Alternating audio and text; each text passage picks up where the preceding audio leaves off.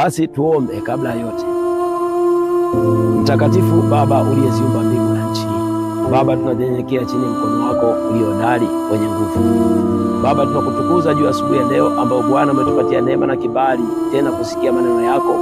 Baba ninashukuru kwa sababu umenipa ujumbe juu ya kusema na wanadamu kwa habari ya nguvu ya msamaha.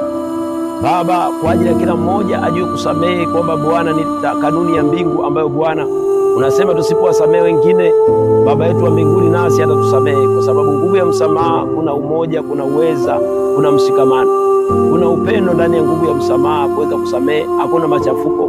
Baba ninasema asante kwa sababu ni wewe umetuwezesha juu asubuhi ya leo. Baba ninakabidhi maneno haya yaliyopata kibali ya uvuvio kwa Roho Mtakatifu.